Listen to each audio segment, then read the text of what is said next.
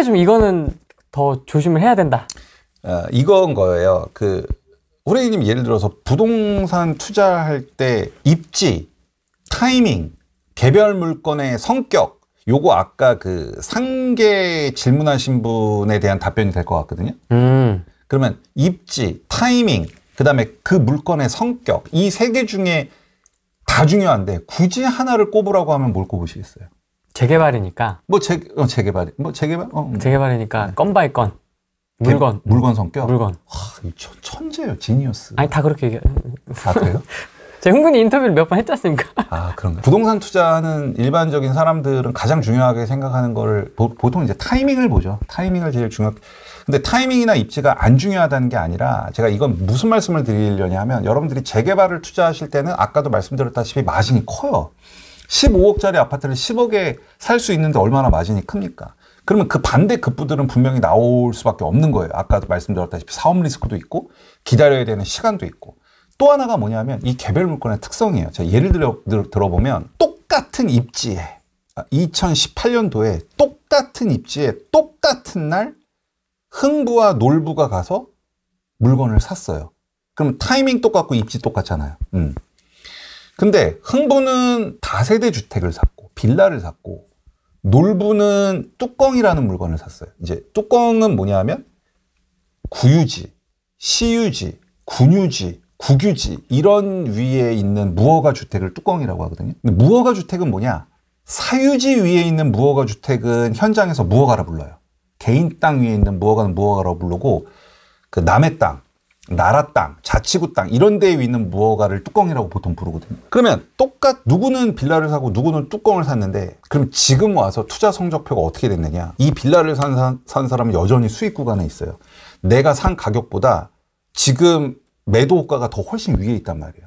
근데 이 뚜껑을 산 사람들은 내가 산 매수 호가보다 이미 밑으로 내려가 버렸어요. 그럼 똑같은 입지에 똑같은 타이밍에 났는데 왜 이런 일이 발생되느냐? 바로 이게 재개발의 개별 물건 성격인데 그 코로나가 터지고 인플레이션이 막 심화가 되면서 지금 공사비가 막 오르고 있죠. 사업비가 막 오르면 아까도 말씀드렸다시피 사업비가 막 오르면 오르는 사업비를 어쨌든 조합 입장에서는 수입을 늘려서 충당을 시켜줘야 되거든요. 어쨌든 그러면 수입을 늘리려면 대표적으로 두 가지가 있는데 아파트 일반 분양 수입이 있고 아파트 조합원 분양 수입이 있어요. 근데 아파트 일반 분양 수입은 어차피 조합에서 3년 뒤, 4년 뒤에 일반 분양할 거를 예상을 하는 거란 말이에요. 예상을. 그러니까 그냥 예상 수치를 넣어요. 근데 이 아파트 일반 분양 수입은 3, 4년 뒤 일인데 막 올릴 수 없거든요. 그래서 결과적으로 지금 무슨 일들이 일어나냐면 조합원 분양가가 올라가고 있어요. 물론 조합원 분양가가 오르는 이유는 사업비가 오르는 것도 있지만 이 감정평가 금액을 대체적으로 올리려는 것과 또 맞물리기도 해요. 그러니까 여러 가지 문제로 인해서 조합원 분양가가 지금 계속 올라가고 있거든요. 그러면 재개발 투자의 기본은 뭐냐면 내가 조합원으로서 아파트를 받을 땐 조합원 분양가라는 걸 낸단 말이에요. 일반 분양가가 아니라. 조합원 분양가를 낼 때 내가 그 재개발 지역에 갖고 있는 물건의 가치를 빼고 내거든요. 조합원 분양가 10억, 내 물건의 가치가 1억, 그럼 1억 빼고 9억을 낸단 말이에요. 그걸 분담금이라고 하거든요. 근데 조합원 분양가가 이렇게 오르면서 따라서 감정가도 올라요. 이 좀 어려운 얘기긴 한데 조합원 분양가와 감정가는 항상 같은 흐름으로 가거든요. 같은 흐름으로 가거든요. 그러면 조합원 분양 오르는데 감정가를 올려줘야 되는데 빌라나 단독이나 다가구 같은 경우는 내가 땅을 갖고 있잖아요. 그러니까 조합원 분양가가 오르는 기울기만큼은 아니더라도 감정가가 따라 올라줘요. 근데 뚜껑은 내 땅도 없죠. 끼껏 해봐야 그냥 목조주택 맞아요. 같은 거잖아요. 거의 목조죠. 그러면 뚜껑 같은 경우 보통 감정가가 얼마 나오냐면 적게는 500만 원에서 많게는 2천만 원 나오거든요. 감정가가. 그러면 얘를 얼마까지 올려줄 수 있냐는 거예요. 못 올려줘요. 그러니까 예를 들어서 빌라 감정 가격이 3억이야. 자, 전체적으로 2배 올려. 그럼 얘는 3억에서 6억으로 감정가 올라가죠. 근데 뚜껑은 예를 들어서 감정가가 1,000만 원이야. 전체적으로 올려줘. 그럼 2배 올려봐야 2천만 원이에요. 근데 조합원 분양가는 이만큼 올라가 있죠. 그러면 결과적으로 그 차이가 뭐가 돼요? 분담금 폭탄이 되는 거예요. 그래서 똑같은 날 똑같은 입지에 다른 물건을 산 사람은 한 명은 그래도 오르는 조합원 분양가 따라서 내게 감정가가 올라가면서 분담금에 대한 해지를 했는데 이 뚜껑 같은 경우는 해지를 못한 거란 말이죠. 그럼 당연히 프리미엄은 떨어져야 되겠죠. 그래서 재개발 투자는 개별 물건을 보실 줄 알아야 돼요. 시장 흐름도 볼 줄 알고 그 사업장의 사업 리스크도 볼 줄 알고 이 개별 물건이 어떤 특성을 가졌냐. 특히 지금과 같이 인플레이션 조분가가 오를 때는 감정가가 그만큼 따라줄 수 없는 물건을 가지고 있으면 위험해요. 핵심이죠, 이게. 또 그런 리스크가 또 있네요. 네, 뚜껑이 네, 또 네. 마냥 좋은 게 아니구나. 그러니까 뚜껑이라고 하면 사람들이 소액 투자, 네. 소액 투자를 하기 위해서 들어가는데 실질적으로는 그게 지금 상황에서는 오히려 리스크가 되는 거죠. 지금과 같은 인플레나 이런 상황에서는. 네. 그럼 과연 이렇게 올라버린 공사비, 이렇게 한번 올라버린 조합원 분양가는 다시 꺾일 거냐? 저는 그럴 가능성은 많지 않다고 보거든요. 그렇죠. 네. 네, 네. 그래서 저는 수강생분들한테 뚜껑 투자는 하지 말라고 하죠. 항상 하지 말라고 하세요? 아니면 지금 시기에. 지금 상황에서는 네. 하지 말라고 하는 거죠? 네. 그 대신 이미 조합원 분양가 비리율 이런 것들이 다 나와서 정보가 어느 정도 오픈이 된 상황이라고 하면 상관없죠. 근데 사실 그런 단계는 이미 관리 처분이라는 걸 받았기 때문에 뚜껑이라고 표현 쓰지 않고 입주권이라는 표현을 쓰겠죠. 좀 다른 얘기긴 하죠. 그러니까 이쪽 재개발 재건축 관심 있는 사람들은 알겠지만 똑같아요. 지금 공사비 엄청 오르잖아요. 그러니까 공사비가 계속 오르니까 재개발 재건축을 투자했던 사람들의 사업성이 수익률이 떨어진다. 앞으로 사업 진행 안 될 거다. 아까 말씀드렸던 분담금 폭탄 맞는다. 이런 얘기들이 되게 많단 말이에요. 항상 투자를 할 땐 그 투자에 있어서의 핵심과 본질을 파악하는 게 되게 중요하고 저는 항상 그 본질을 파악을 해서 투자를 하려고 노력을 많이 하는데 결국 아까 말씀드렸다시피 이 정비사업, 재개발 재건축의 핵심은 일반 분양 수입을 많이 받아서 그걸로 공사비를 충당을 하는 게 핵심이에요. 이게 핵심. 이거를 여러분들이 머릿속에서 지워버리면 안 되는 거예요.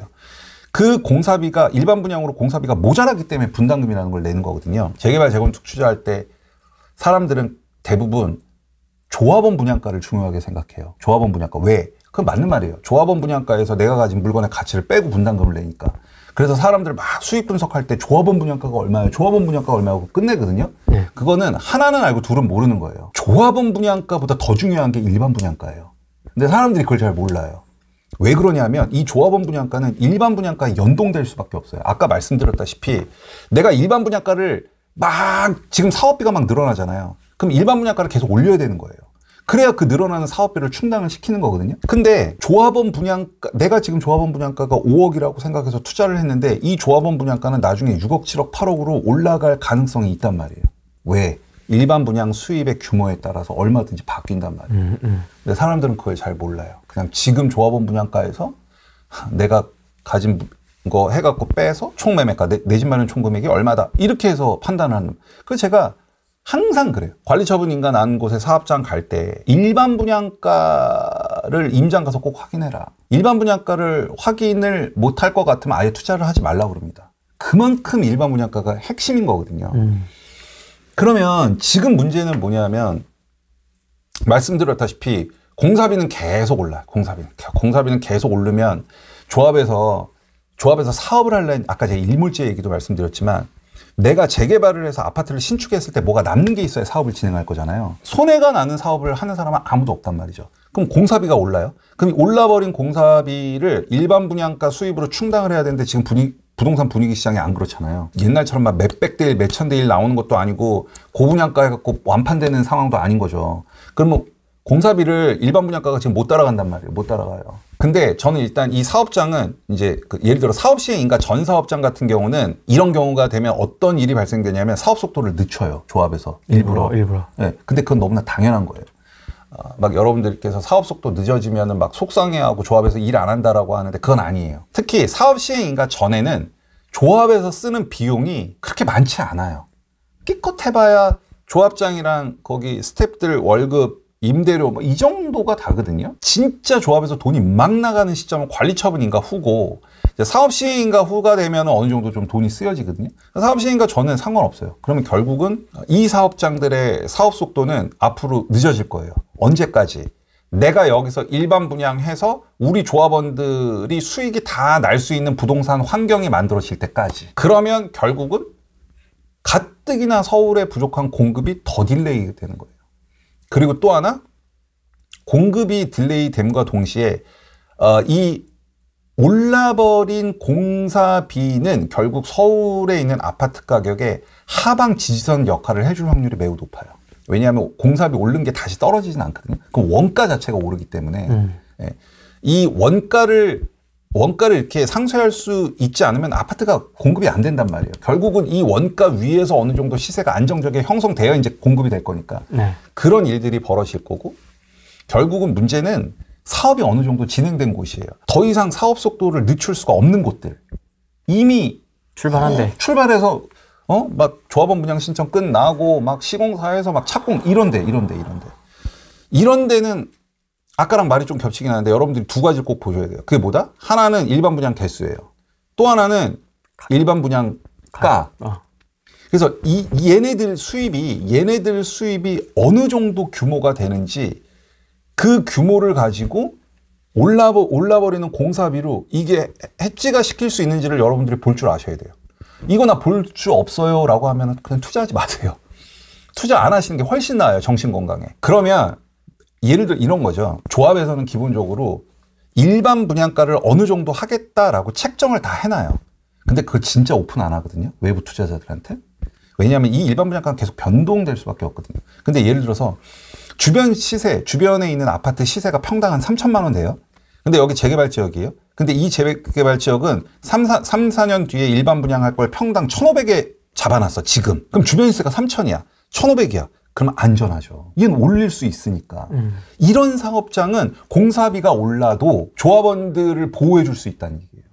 오르는 공사비를 일반 분양가를 올려서 상쇄시킬 수 있으니까. 근데 평당 3천이야. 근데 어느 재개발 사업장 갔더니 일반 분양가를 평당 4천에 잡아놨어. 지금 가뜩이나 분양도 안 되는데. 그럼 얘는 100% 떨어지겠죠. 일반 분양 수입이. 그럼 그 부담 다 누가 갖고 간다? 조합원이 갖고 가는 거예요. 이거를 보셔야 돼요. 사업이 어느 정도 가서 더 이상 늦출 수가 없는 곳들은. 그래서 전자의 사업장 같은 경우는 마진 잘 계산해서 지금 들어가는 거 오케이. 후자의 사업장 같은 경우는 잘못 들어갔다가는 안 되는 거죠. 어렵죠. 재개발 투자가 어려워요. 볼 것도 많고 고려해야 될 것도 되게 많은데 되게 많아요. 그건 저도 인정. 근데 늘 말씀드렸다시피 15억짜리 아파트를 10억에 살 수 있는 것만큼 큰 메리트가 어디 있어요. 그럼 저는 이 정도 공부는 해야 된다고 보거든요. 꽁으로 먹는 건 없네요. 꽁은 없어요. 꽁은 없어요.